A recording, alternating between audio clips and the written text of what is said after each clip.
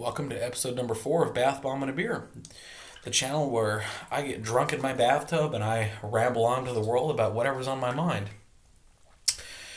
On today's episode, what is the measurement of success? Now, you might find yourself wondering what got me thinking about that.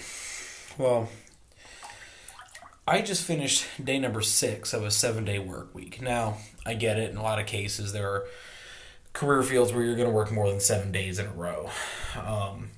My job is by no means one of the hardest in the world. To be as vague as possible, I work in a big box retail store. But my job is relatively physically demanding.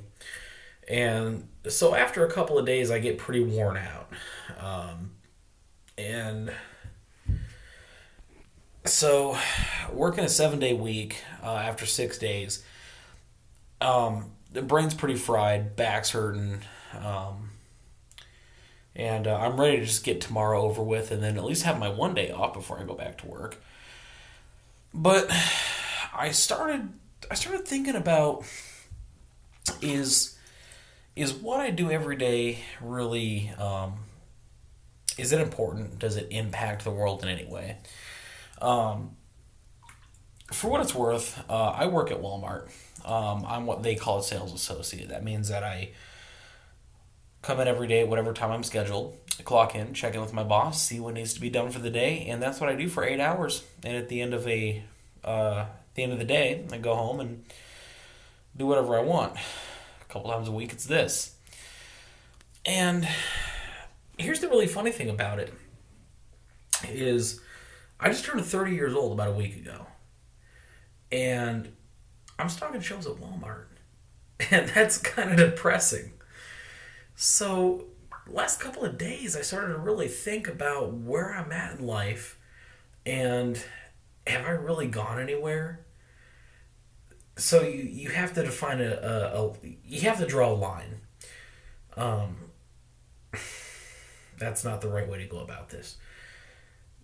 Let me backtrack about 10 years, 12 years. When I was 18, I was in high school. And so we're talking about 2008. It's 2020 now. But when I was in high school, one of the assignments that I received in my English class was we had to write out what we were afraid of more than anything else. The assignment was, what is the one thing in the world that you fear more than anything else, and why, and how are you going to cope with that fear? And a lot of my classmates, a lot of the students had put down things like, I'm afraid of bugs, I'm afraid of pain, I'm afraid of whatever, or things that were just easy to be afraid of.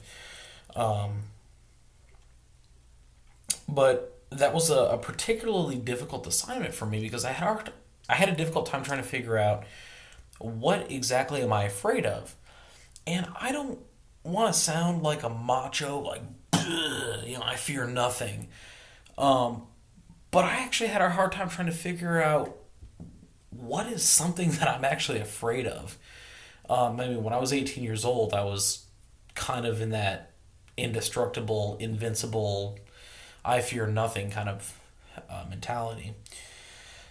And at the time, I had already planned out the way that I wanted my life to go.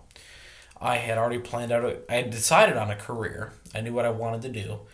And that was commercial aviation. I wanted to become an airline pilot. And I had enough knowledge of the aviation, especially in the commercial sector, industry, to have been able to define how I'm going to get there, where I'm going to go to school, what I'm going to study, and how I'm ultimately going to get from high school graduate to commercial pilot. The problem is that when I turned 18 years old, things went south pretty quick between me and my mom. My parents divorced when I was 6 years old, so I grew up primarily with my mom. My dad did everything he could to stay in touch with us, and that's a whole different story. The short version of that is that between my two parents and my dad has been absolutely outstanding. He has backed me up in every single thing I've ever tried to do. And in every turn of life, he's always had my back. But I was growing up, I was primarily with my mom, and our relationship was strained for many years.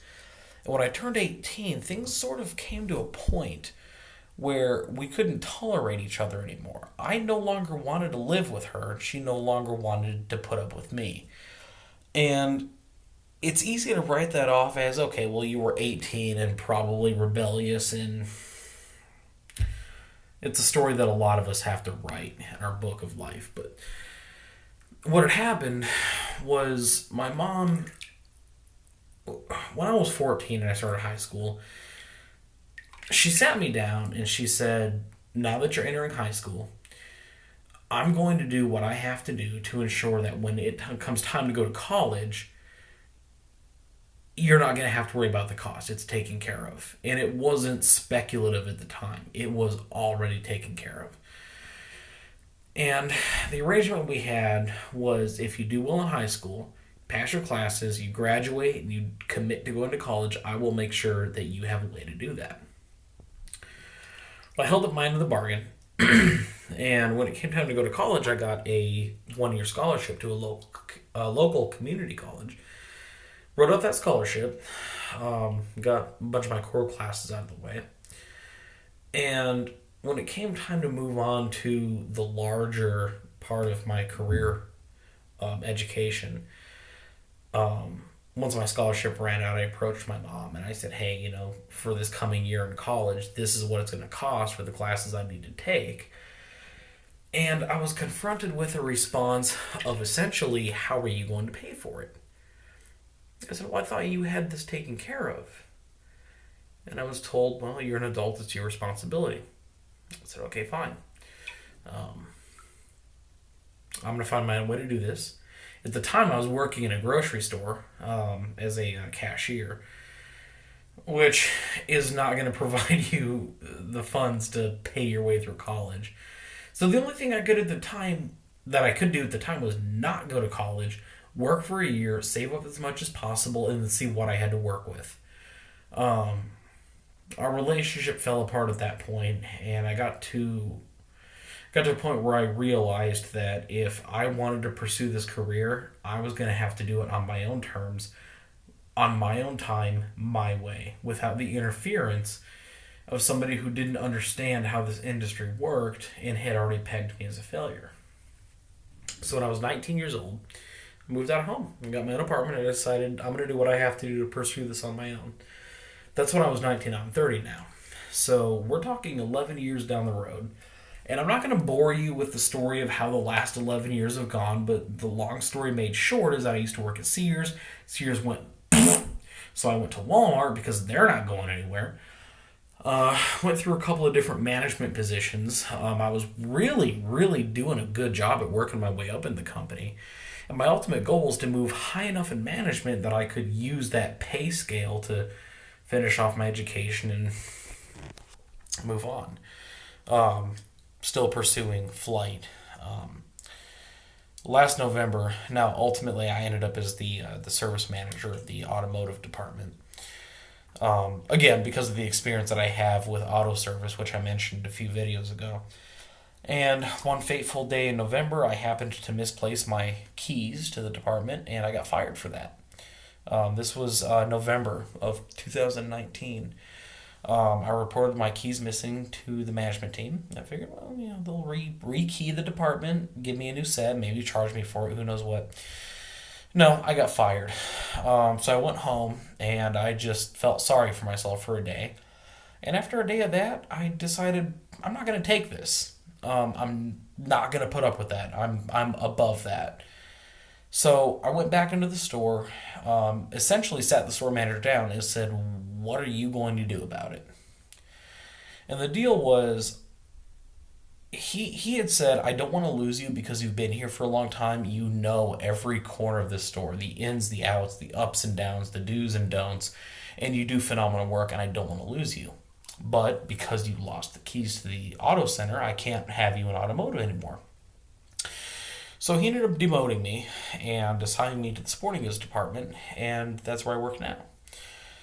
And I had never really thought about the long-term not repercussions, but the long term of where I am now. When I was 18 years old, my plan was right out of high school. I'm hitting college, 4-year degree, airline pilot at 24. If that had planned out the way I wanted to, and by the way, I was in an ROTC unit in high school, and I had intended to join the military, specifically the Air Force. I wanted to fly the KC-135 Stratotanker and use that experience to transition into the airline industry. That didn't work out. Once I got to MEPS, I had a heart murmur. It's totally benign, but it was enough to deny me entry into the service. So that was why I ultimately decided to go through college. But anyway, that's what happened most recently, and now I work in the sporting goods department at this big retailer. And I kind of did a little bit of life analysis recently, and I started to think, is this really where I'm supposed to be? Because when I was 18 years old, the plan was to go to college at 18 years old and graduate at 22 and just dive headfirst into my career field. And because I moved out of home when I was so young, it just didn't work out that way. So, from the age of 19 until about 26, about 7 years, I struggled relentlessly to try to make ends meet and find a direction in life. And the whole goal during that 7-year period was just find some level of just stability where I know that I can support myself financially on a comfortable level, and anything above that, any income, any dedication or commitment on my part is going to be dedicated towards that career. It took me about 7 years because the problem was that I moved out when I was 19 years old. I didn't understand what I was getting into. So it took me 7 years to stop stumbling and falling on my face and become financially stable enough to say, okay, now I can financially support myself just fine, and now I can start to allocate resources towards this long-term career. Now, at 30 years old, am I still pursuing commercial aviation as a career? Oh, hell yeah. Yeah, absolutely. I have never and will never give up on that. It's a matter of what do I have to put into it right now. At this point, I'm 30 years old. I work one job to support myself. Granted, I have 2 roommates and we split everything 3 ways. My brother's actually one of those roommates. But it still doesn't change the fact that I am a single person working a job to support myself and throwing whatever resources I have available towards this education that I was pursuing 12 years ago. And so I started to get into this mentality recently where I started to think to myself, have I dropped the ball? Have I failed? Did I fall short of my goals? And once you start thinking in that tone, you get to a point where you start to realize you live one time. You have one opportunity, just once, to shoot for anything you choose to do with your life and do whatever you have to do to make it happen. I am now more than 1/3 of the way finished with my existence on this planet. If I became an airline pilot today, I would have 35 years until I retire. So the fact that I'm 30 years old and I work at Walmart is a little depressing because it really drives home to the point that I am not only nowhere near where I planned to be 12 years ago, but I am also 6 years behind where my plans were when I was 18 years old. That's a sobering reality. Speaking of sobering, I'm going to go ahead and need to grab another one of these guys.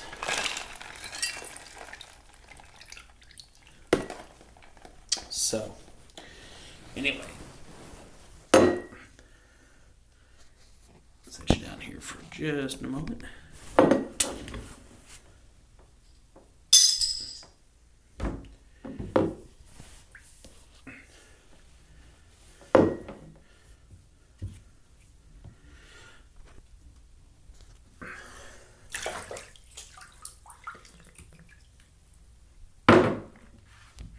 I know, mixed messages, right?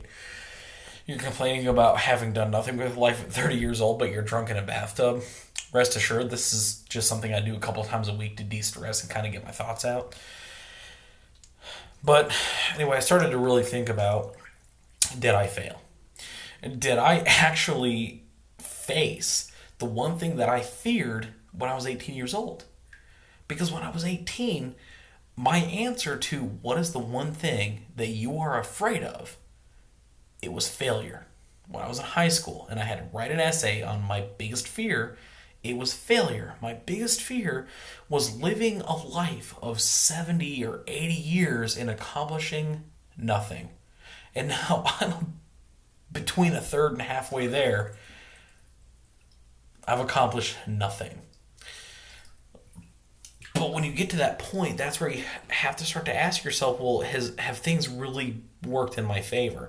When you're 18 years old and you decide, this is what I want to do with my life, this is how I'm going to get there, and this is the age at which I plan to have accomplished that, you're assuming that that's going to happen in a perfect world. Nothing in your way, no roadblocks, nothing. The problem is life doesn't work that way.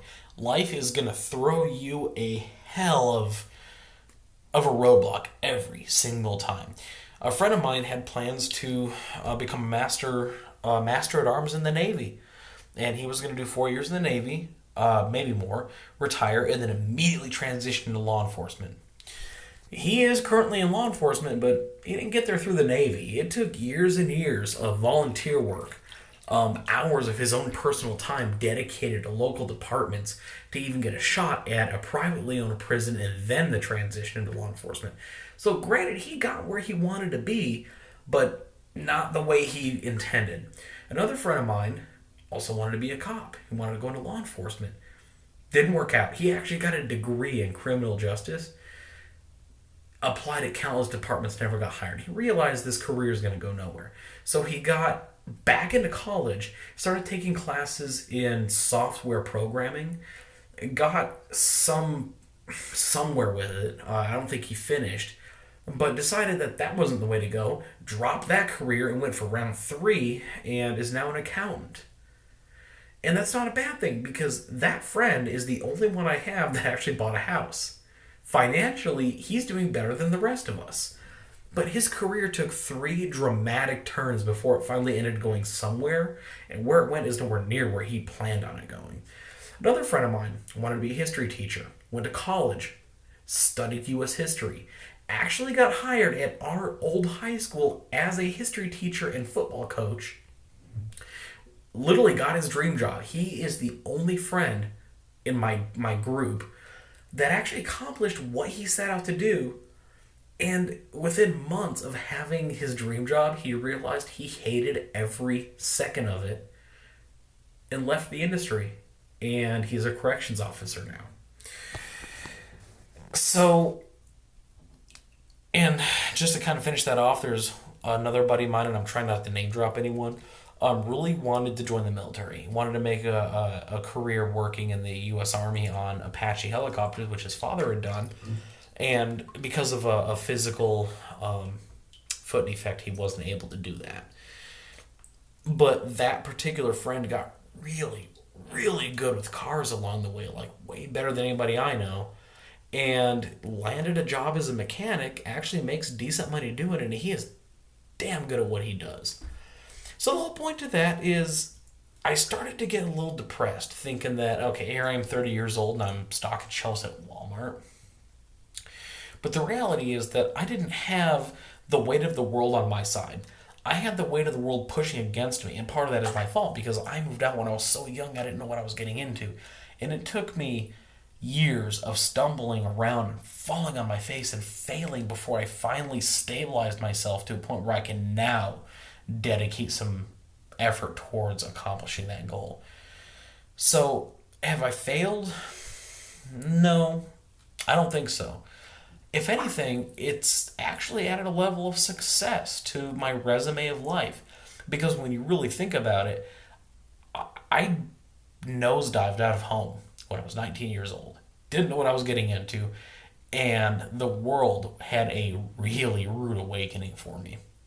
that I wasn't prepared for. And instead of tucking my tail and falling victim to it, I essentially turned to the world and said, "You, I'm gonna win this." And 30 years old, I have a decent paying job doing something that is not that hard to do. I have an easy job that I make a decent income doing, and I'm in a position now where I can actually allocate some of that income towards accomplishing what I wanted to do 12 years ago. And that's a better position than I've ever been in at any point in my life. So, as far as I'm concerned, I haven't failed. I hit a road bump and slowed down, but we're still going. Same is true for every one of my friends. The mechanic that wanted to work on helicopters found his niche. He's really good with cars. We didn't know that 12 years ago, but we found out. My friend that wanted to be a history teacher actually accomplished it and decided it wasn't for him. Went into corrections, it's working out. Friend that bought a house, never in a million years did we think he'd be an accountant, but the industry has served him well. And my one friend that is a law enforcement officer, he did get where he wanted to go, but now it had his challenges. So what it boils down to is, going back to the original question, what is the measurement of success? Well, there really isn't one. And the reason I say that is because I don't consider myself to be a failure. I don't consider anyone who hasn't accomplished their goals to be a failure, unless the reason you haven't accomplished your goals is because you put yourself in a position to not accomplish them. If you moved out of home and you got addicted to drugs and you broke the law and you ended up in prison and you screwed yourself, that's on you. But if it's like most people I know, where the world threw things at you that you didn't expect, and at every turn you were going, "Oh my God, I didn't see that coming," that's life. That's what life does. Life is going to throw you a curveball when you least expect it. That's Murphy's Law. Everything that can go wrong is going to, and it's going to happen at the most inconvenient time. But as long as you find a way to deal with it and you keep pushing forward and you keep shoving away at what you want to accomplish, you haven't failed. You haven't failed until you give up. Theoretically, if I lived to 80 years old and over the next 50 years between now and 80, I never become a pilot, but I never stop trying to accomplish it, I haven't failed because I never gave up. That to me is the measurement of success. I was raised in a household where I was told and led to believe that if you don't go to college and you don't get a degree, you'll never be successful and your life is over. Don't be the garbage man. Don't be the mailman. Don't be the Walmart employee. Go get a degree and do something fantastic. If you don't do that, you're not successful and you have failed. That's what I was taught. But it took me moving out of home at 19 years old and falling on my face for 7 years, however many years it was, to understand that that's not what success is. Success is life throwing you a curveball and you nail that thing every single time and you keep pushing forward. I might not be happy with what I do in life right now, and I'm not really happy with where I work, but it pays the bills and it lets me keep pushing forward. As far as I'm concerned, that's the measurement of success. So if you ever get to a point in your life where you're wondering if you're really going the right direction, have I succeeded, have I failed, am I on the right track? It doesn't matter. It doesn't matter what anyone tells you. It doesn't matter what you tried to accomplish, what you're planning to accomplish, what you've done or haven't done. As long as you don't give up and you keep shoving forward, you're winning and you're succeeding at doing that. That concludes episode 4. Have a fantastic night. I will see you for the next episode of Bath Bomb and a Beer.